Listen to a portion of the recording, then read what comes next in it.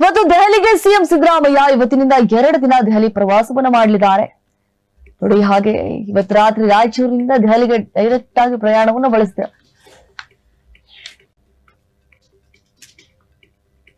ನಾಳೆ ರಾಷ್ಟ್ರಪತಿ ಭೇಟಿ ಮಾಡಲಿದ್ದಾರೆ ಸಿಎಂ ಸಿದ್ದರಾಮಯ್ಯ. ರಾಜ್ಯಪಾಲರು ಕಳಿಸಿರುವಂತಹ ವಿಧೇಯಕಗಳ ಬಗ್ಗೆ ಚರ್ಚೆ ಮಾಡಲಿದ್ದಾರೆ.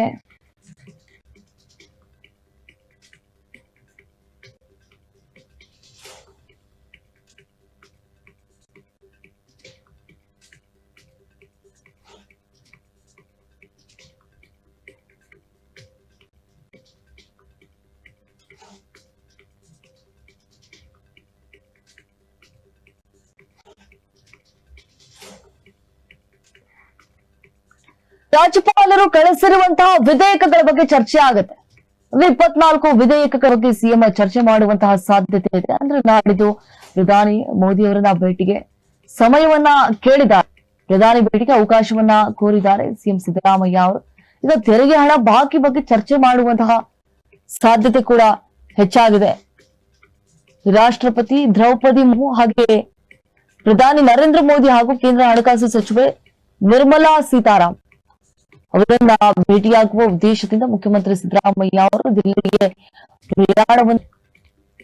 ಮುಖ್ಯಮಂತ್ರಿ ಸಿದ್ದರಾಮಯ್ಯ ದಿಲ್ಲಿ ಪ್ರವಾಸ, ಕಾಂಗ್ರೆಸ್ ಪಕ್ಷದಲ್ಲಿ ಮತ್ತೆ ಸಂಪುಟ ಪುನರ್ರಚನೆ, ನಿಗಮ ಮಂಡಳಿ ನೇಮಕ ವಿಚಾರ ಮುನ್ನೆಲೆಗೆ ಬಂದಿದೆ. ಆದ್ರೆ ಸಿಎಂ ಅವರ ಕಾರ್ಯ ದಿಲ್ಲಿ ಭೇಟಿಯಲ್ಲಿ ವಿಚಾರಗಳು ಚರ್ಚೆಯಾಗುವಂತಹ ಸಾಧ್ಯತೆ ಇದೆ, ಕಡಿಮೆ ಇದೆ ಅಂತ ಹೇಳಲಾಗ್ತಾ ಇದೆ.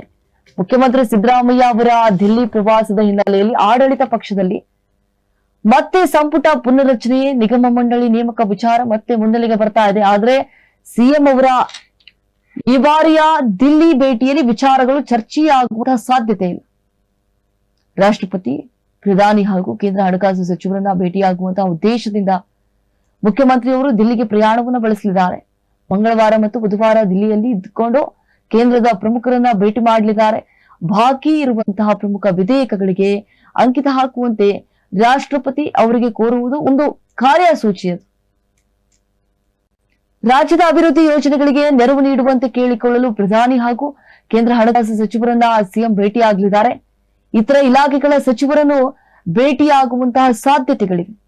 ಹಾಗಾಗಿ ಈ ಸಲ ದಿಲ್ಲಿ ಪ್ರವಾಸದಲ್ಲಿ ಸಂಪುಟ ಪುನರ್ರಚನೆ ಬಗ್ಗೆ ಚರ್ಚೆ ಇಲ್ಲ. ಅಷ್ಟಕ್ಕೂ ಈ ಸಂಪುಟ ಸರ್ಜರಿ ಸದ್ಯಕ್ಕೆ ಅಗತ್ಯ ಇಲ್ಲ ಅನ್ನೋದ್ರ ಬಗ್ಗೆ ನಿಲುವನ್ನ ಈಗಾಗಲೇ ತೆಗೆದುಕೊಂಡಾಗಿದೆ. ಅಲ್ಲಿಗೆ ಮಂತ್ರಿಮಂಡಲ ವಿಸ್ತರಣೆ ಪುನರ್ರಚನೆ ಕುರಿತು ಮಾತುಕತೆ ಇಲ್ಲ ಎನ್ನುವುದು ಸ್ಪಷ್ಟವಾಗಿದೆ ಅಂತ ಹೇಳಿ ಗೊತ್ತಾಗ್ತಾ ಇರುವಂತದ್ದು. ಸೊ ಈಗಾಗಲೇ ನಿಗಮ ಮಂಡಳಿ ನೇಮಕದ ಪಟ್ಟಿಯೊಂದು ಬಾಕಿ ಇದೆ, ಇದ್ರ ಬಗ್ಗೆ ಪ್ರಸ್ತಾಪ ಆಗಬಹುದು. ಆದ್ರೆ ಈ ಪಟ್ಟಿನ ಅಂತಿಮಗೊಳಿಸಲು ಕೆಪಿಸಿಸಿ ಅಧ್ಯಕ್ಷರು ಆಗಿರುವಂತಹ ಡಿಸಿಎಂ ಡಿಕೆ ಶಿವಕುಮಾರ್ ಅವರು ಜೊತೆಗೆ ಹೋಗ್ಬೇಕಾಗತ್ತೆ. ಮನೆ ಹಂಚಿಕೆಯಲ್ಲಿ, ವಸತಿ ಇಲಾಖೆಯಲ್ಲಿ ಭ್ರಷ್ಟಾಚಾರ ಆರೋಪದ ಬಗ್ಗೆ ಈಗಾಗಲೇ ಶಾಸಕ ಬಿಆರ್ ಪಾಟೀಲ್ ಅವರು ಮಾತುಕತೆಯ ಆಡಿಯೋ ವೈರಲ್ ಆಗಿರುವ ಬಗ್ಗೆ ಹೈಕಮಾಂಡ್ ಈಗಾಗಲೇ ವರದಿ ಕೇಳಿದೆ. ದಿಲ್ಲಿ ಭೇಟಿ ಸಂದರ್ಭದಲ್ಲಿ ಇದರ ಬಗ್ಗೆ ಸಿಎಂ ಅವರು ಹೈಕಮಾಂಡ್ಗೆ ಒಂದು ಕ್ಲಾರಿಟಿಯನ್ನ ಕೊಡಬಹುದು. ಹಾಗೆ ನಾಮನಿರ್ದೇಶನ ಪಟ್ಟಿ ಚರ್ಚೆ ಆಗುವಂತಹ ಸಾಧ್ಯತೆ ಇದೆ. ವಿಧಾನ ಪರಿಷತ್ಗೆ 4 ನಾಮನಿರ್ದೇಶನ ಮಾಡುವ ಪಟ್ಟಿಗೆ ಹೈಕಮಾಂಡ್ ತಡೆಯನ್ನ ನೀಡಿದೆ. ತಡೆ ಹಿಡಿಯಲಾದಂತಹ ಪಟ್ಟಿಯಲ್ಲಿ ರಮೇಶ್ ಬಾಬು, ಆರತಿ ಕೃಷ್ಣ ಹಾಗೆ ಡಿಎಸ್ ಸಾಗರ್, ದಿನೇಶ್ ಅಮೀನ್ ಮಟ್ಟು ಹೆಸರುಗಳಿದ್ದಾವೆ. ಇದೇ ಪಟ್ಟಿಗೆ ಅನುಮತಿ ನೀಡುವಂತೆ ಹೈಕಮಾಂಡ್ಗೆ ಮನವರಿಕೆ ಮಾಡಲು ಕೊಡೋದಕ್ಕೆ ಸಿಎಂ ಸಿದ್ದರಾಮಯ್ಯ ಅವರು ಸಿದ್ಧತೆಯನ್ನ ಮಾಡಿಕೊಂಡಿದ್ದಾರೆ ಅಂತ ಹೇಳಲಾಗ್ತಾ ಇರುವಂತದ್ದು.